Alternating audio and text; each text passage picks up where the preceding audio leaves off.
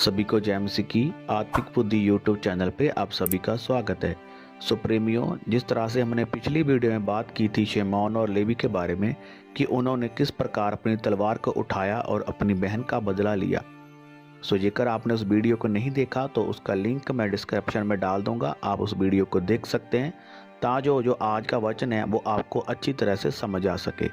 तो आइए हम इस वीडियो को शुरू करते हैं। वीडियो शुरू करने से पहले जेकर आप इस चैनल पर नए हैं तो इस चैनल को सब्सक्राइब कर लीजिए और बेल आइकन को दबा लीजिए ताकि जो नई अपडेट है वो आपको मिलती रहे। तो आओ प्रेमियों, अब हम इस वीडियो को शुरू करते हैं। तो जैसा कि बाइबल में लिखा है कि यहोवा परमेश्वर ने इज़राइल के साथ बहुत सारे वादे किए हुए थे। सो जब इज़राइली मिस्र देश में थे तब यहोवा परमेश्वर ने मूसा को इस्तेमाल किया इज़राइलियों को मिस्र देश से छुड़ाने के लिए। सो प्रेमियों, जैसा कि आपने बाइबल में पढ़ा होगा कि मूसा ने लाखों इज़राइलियों को मिस्र देश से छुड़ा ले आया और यहोवा परमेश्वर ने वादा किया था कि वो इज़राइलियों को कनान देश देगा जहाँ पर दूध और शहद की नदियाँ होगी। प्रेमियों, मैं आपको बताना चाहता हूँ कि जब इज़राइली कुड़कुड़ाते थे तो यहोवा का क्रोध उनके ऊपर आता था। तब मूसा प्रार्थना करता था यहोवा के आगे कि हे यहोवा परमेश्वर, इज़राइलियों को माफ़ कर। जब मूसा ने प्रार्थना की और तब यहोवा ने इज़राइल को माफ़ किया। लेकिन जब कनान देश में जाना था तब यहोवा परमेश्वर ने मूसा को जाने की आज्ञा ना दी। मैं आपको बताना चाहता हूँ, आज हम उस विषय में बात करेंगे कि मूसा कनान में क्यों नहीं जा पाया। कहीं इसकी वजह क्रोध तो नहीं थी। सो प्रेमियों, मैं आपको बताना चाहता हूँ कि मूसा भी बहुत जल्द क्रोधित हो जाता था। जब मूसा को पर्वत से उतरते हुए देरी हो गई तब इज़राइलियों ने हारून के पास गए और उन्होंने अपने सोने के गहनों को इकट्ठा किया। तब उन्होंने एक सोने का बछड़ा बना लिया था, तो जिसके बारे में निर्गम 32 आयत में लिखा हुआ है। तब मैं आपको बताना चाहता हूँ, तब यहोवा परमेश्वर ने मूसा से कहा, निर्गम 32 उसकी जब हम 7 आयत को पढ़ते हैं वहाँ पर लिखा है कि तब यहोवा ने मूसा से कहा, नीचे उतर जा, क्योंकि तेरी प्रजा के लोग जिन्हें तू मिस्र देश से निकाल ले आया है वह बिगड़ गए हैं। तब प्रेमियों, मैं आपको बताना चाहता हूँ, मूसा को जब परमेश्वर ने ये बात कही तो मूसा क्रोधित हो गया, गुस्से में आया। तब इसके बारे में हम आगे पढ़ेंगे। निर्गमन 32 उसकी जब हम 19 आयत को पढ़ते हैं तो वहाँ पर लिखा है कि शामनी के पास आते ही मूसा को बछड़ा और नाचना दिखाई पड़ा। तब मूसा का कोप भड़क उठा और उसने तख्तियों को अपने हाथ से पर्वत से नीचे पटक कर तोड़ डाला। तो प्रेमियों, इसी प्रकार जब हम भी गुस्से में होते हैं तब हम सही और गलत की परख नहीं कर पाते और हम भी गुस्से में आके जल्दबाजी में वो कदम उठा लेते हैं, इसका नतीजा हमें बाद में भुगतने को मिलता है। सो जैसा कि वचन में हमने पढ़ा कि मूसा ने गुस्से में आके परमेश्वर ने जो उसको वचन दिया था, जो हुक्म दिए थे, उन आज्ञाओं को, उन तख्तियों को तोड़ दिया। सो प्रेमियों, इसी प्रकार जब भी इज़राइली कुड़कुड़ाते थे तो कई बार मूसा यहोवा के ऊपर बुड़बुड़ाना शुरू कर देता था।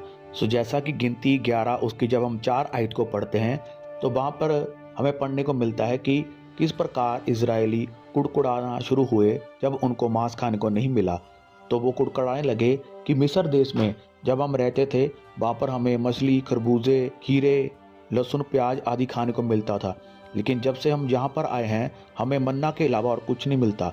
और वो अपने घर के डेरों के दरवाजे पर और रोने लगे। और जब मूसा ने ये बात देखी तो मूसा ने यहोवा के आगे कुड़कुड़ाया। मैं आपको बताना चाहता हूँ कि मूसा गुस्से में आके क्या कहता है। जैसा कि हम गिनती 11 जब हम उसकी 10 आयत को पढ़ते हैं तो वहाँ पर लिखा है कि और मूसा ने सब घरानों के आदमियों को अपने अपने डेरे के द्वार पर रोते सुना और यहोवा का कोप अत्यंत भड़का और मूसा को भी बुरा मालूम हुआ। तब मूसा ने यहोवा से कहा, तो हम यहाँ पर पढ़ सकते हैं कि मूसा ने यहोवा से क्या कहा। तो आगे हम पढ़ते हैं, वहाँ पर लिखा है कि तूने अपने दास से यह बुरा विवाह क्यों करता है और क्या कारण है कि मैंने तेरी दृष्टि में अनुग्रह नहीं पाया कि तूने इन सब लोगों का भार मुझ पर डाला है। क्या ये सब लोग मेरी ही कोख में पड़े थे? क्या मैं ही ने उनको उत्पन्न किया है? जो तू मुझसे ये कहता है कि जैसे पिता दूध पीते बालक को अपने गोद में उठाए उठाए फिरता है, वैसे ही मैं क्या इन लोगों को अपनी गोद में उठाकर उस देश में ले जाऊं जिसको देने की शपथ तूने उनके पूर्वजों से खाई है। सो प्रेमियों, जैसा कि आपने पढ़ा कि मूसा क्या कह रहा है यहोवा के आगे और वो क्या इन्हें मैंने जन्म दिया है। सो इसी प्रकार प्रेमियों, जब जब इजरायली कुड़कुड़ाते थे तब तब मूसा क्रोधित हो जाता था। तो मैं आपको बताना चाहता हूँ, जब इजरायलियों को पीने के लिए पानी ना मिला तो वो मूसा के ऊपर कुड़कुड़ाने लगे और कहने लगे, तू हमें यहाँ पर मारने के लिए क्यों ले आया है? अच्छा होता कि हम मिस्र देश में ही मर जाते। तो मैं आपको बताना चाहता हूँ, जिसके बारे में गिनती उसकी 20 आयत में लिखा हुआ है, आप उस वचन को पढ़ सकते हैं। तो मैं आपको बताना चाहता हूँ कि जब उनको पानी ना मिला तो ये पहली बार नहीं हुआ था, ऐसा पहले भी हुआ था, जिसके बारे में निर्गमन 17 आयत में लिखा हुआ है, आप उस वचन को भी पढ़ सकते हैं। तब मैं आपको बताना चाहता हूँ कि जब निर्गमन 17 आयत में जो लिखा हुआ है कि जब इजरायली कुड़कुड़ाने लगे तब यहोवा के आगे मूसा गया और मूसा ने यहोवा से कहा कि इजरायली पीने के लिए पानी मांग रहे हैं। तो यहोवा परमेश्वर ने कहा कि अपनी लाठी उठा, जिस लाठी को तूने नील नदी में मारा था, उस लाठी को जब तू चट्टान पे मारेगा तब उसमें से पानी निकलेगा।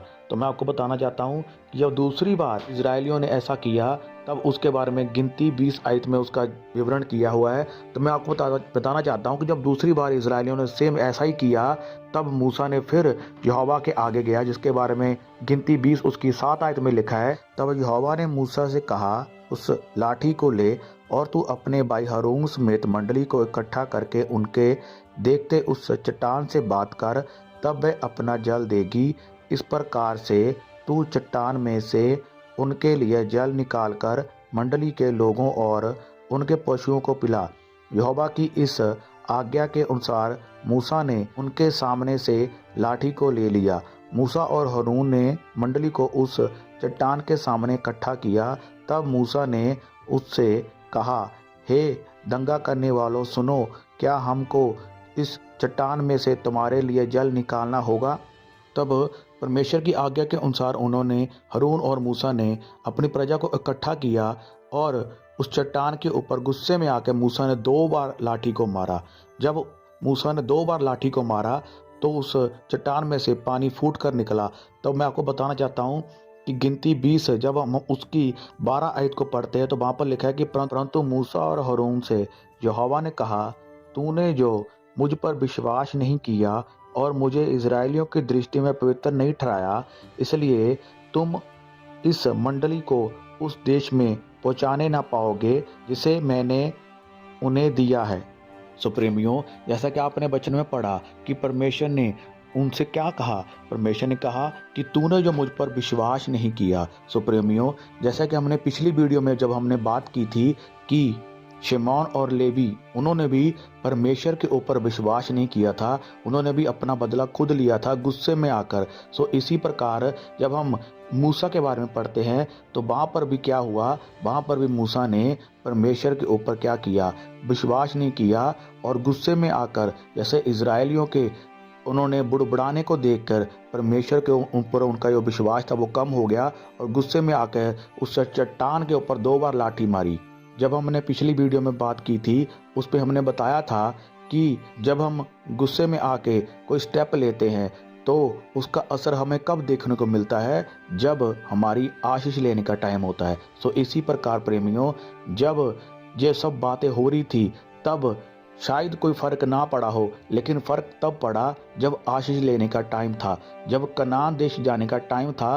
तब क्या हुआ, आगे हम वचन में पढ़ते हैं गिनती उसकी 27, जब हम उसकी 12 आयत को पढ़ते हैं, वहाँ पर लिखा है कि फिर यहोवा ने मूसा से कहा, इस अबरीम नामक पर्वत के ऊपर चढ़ के उस देश को देख ले जिसे मैंने इजराइल को दिया है, और जब तू उसे देख लेगा तब अपने भाई हारून के समान तू भी अपने लोगों में जा मिलेगा, क्योंकि सीन नामक जंगल में तुम दोनों ने मंडली के झगड़ने के समय मेरी आज्ञा को तोड़कर मुझसे बलवा किया और सोते के पास उनकी दृष्टि में पवित्र नहीं ठहराया।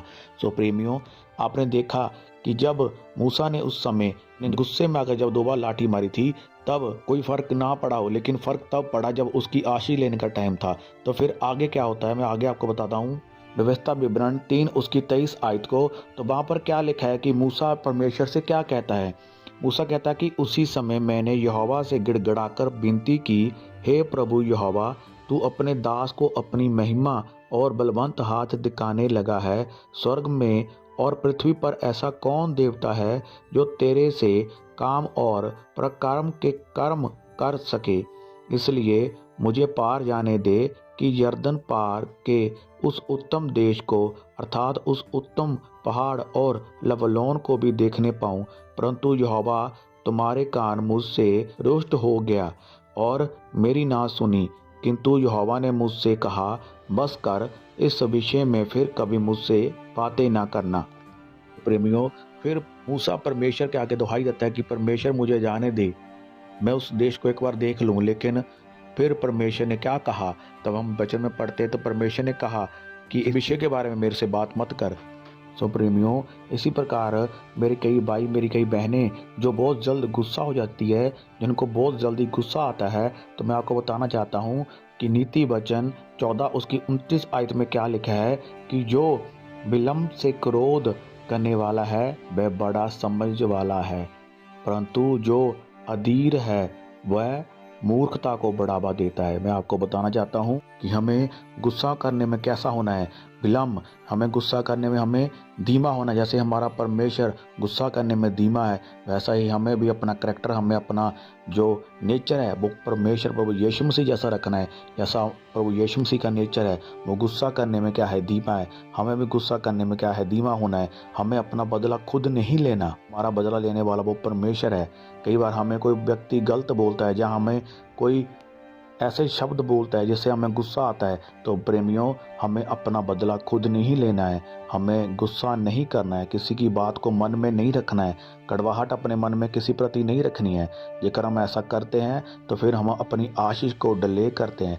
इस प्रकार शिमोन और लेवी ने अपना बदला लिया और अपनी आशीष को गंवा लिया। और इसी प्रकार जब इस्राएली बुड़बुड़ाते थे और फिर मूसा भी गुस्से में आकर बुड़बुड़ाता था, तब उसकी बुड़बुड़ाने से वो अपनी आशीष को गवा लिया। इस्राएली तो कनान चले गए लेकिन मूसा नहीं गया। तो इसी प्रकार मेरे भाइयों, मेरी बहनों, हमें अपने गुस्से के ऊपर क्या करना है, कंट्रोल करना है। और हमें ज़्यादा समय प्रार्थना में देना है। जब हमें किसी के प्रति हमारे मन में गुस्सा आता है तो हमें क्या करना है, उसके लिए प्रार्थना करनी है और अपने विरोधियों को माफ़ करना है। जैसे प्रभु यीशु मसीह को जब कोड़े मारे गए, उसके मुंह पे थूका गया, उसकी दाढ़ी को नोचा गया, लेकिन फिर भी प्रभु यीशु मसीह ने सभी को माफ़ किया। सो वैसे ही हमें भी प्रभु यीशु मसीह के जैसे अपने विरोधियों को माफ़ करना है। हमें ज़्यादा समय प्रार्थना में बैठना है और प्रार्थना के विषय में हम अगली वीडियो में बात करेंगे। सो प्रेमियों, मुझे विश्वास है कि परमेश्वर इस वचन के द्वारा आपको बहुत सारी आशीष देगा और मुझे विश्वास है इस वचन के द्वारा आप इस गुस्से के दुष्ट आत्मा से फ्री हो चुके हैं। जेकर आपको ये वीडियो अच्छा लगा हो तो इस वीडियो को लाइक जरूर करना और इस चैनल को सब्सक्राइब करना और बेल आइकन को जरूर दबाना। और सभी को जय मसीह की।